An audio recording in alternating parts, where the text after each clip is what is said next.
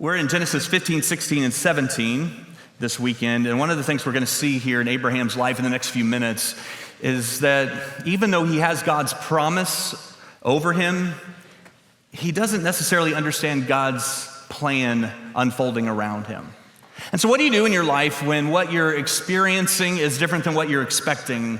Like what you feel like God has said to you or what he's revealed to you doesn't seem to match up with what's happening to you.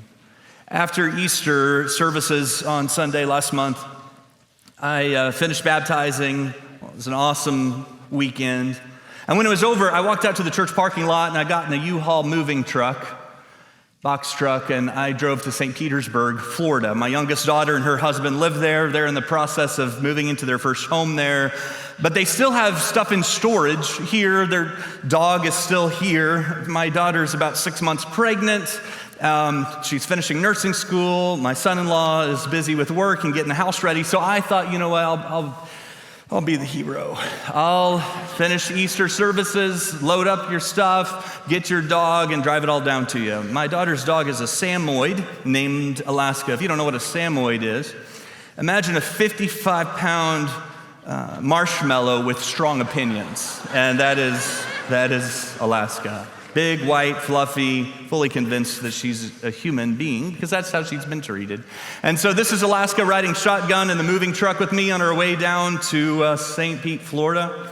I get in the truck on Sunday afternoon and I enter my destination to the GPS. It tells me 13 hours and 18 minutes. Now there are some people who see that as an estimate. Like, hey, here's about how long it should take you if you don't stop, for these long stops along the way. There are other people who see it as a personal challenge.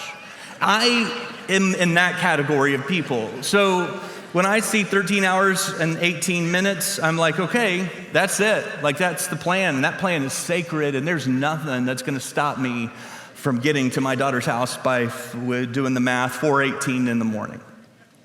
That plan lasted about 5 minutes because I got into the U-Haul truck and it had a governor on the engine. If you don't know what a governor is, it limits your speed. You can't go faster than 70 miles an hour, and it doesn't matter how hard you press on that gas. And I was pressing hard the entire time. And so I'm on this 65 South having a conversation with Siri about how to disable the governor on a U-Haul rental truck. And I get to Nashville, there's traffic, sign says 17-minute delay. I get a little further towards Atlanta, GPS recalculates me. They're gonna take me on an alternate route.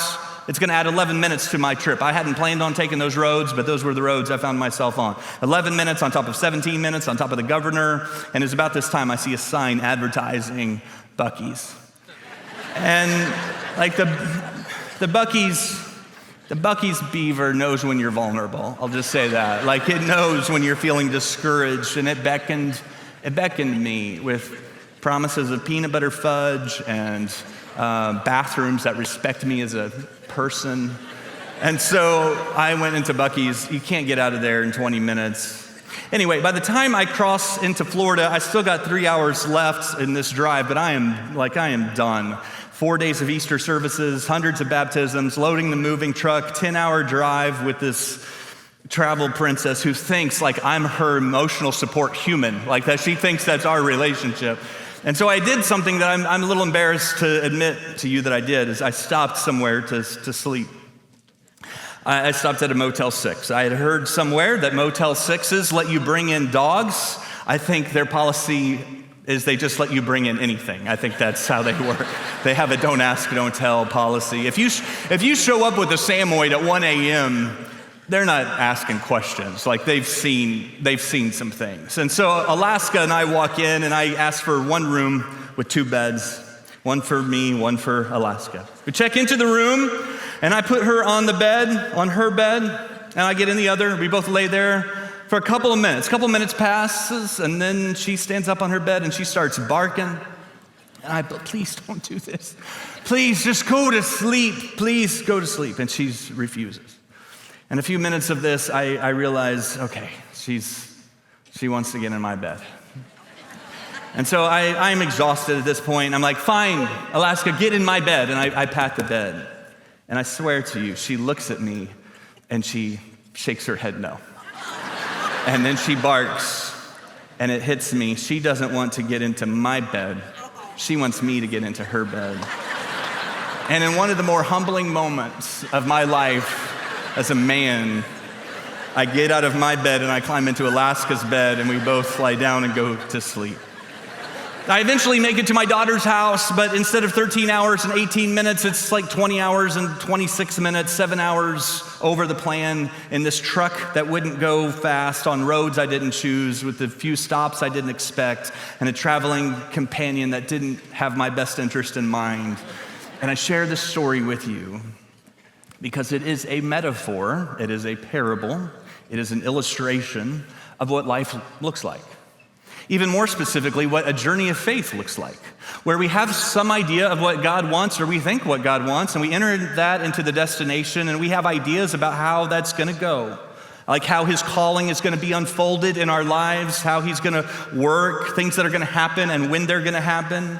We get a plan and a timeline, but then the governor kicks in pretty quick in life, and we realize something. Oh, I'm not in control of how fast I go. And sometimes it comes too fast, and sometimes it's just too slow, but we don't get to determine. And then the traffic hits, and we're fine. We want to go fast, but the person in front of us has other ideas, and now we're kind of at the mercy of those around us. And then there's constructions, and there's reroutes, and you're on roads that you never planned on being, and you find yourself in a Buc-ee's questioning your life choices. It is the journey of life. And this is where we find Abraham in Genesis 15 through 17.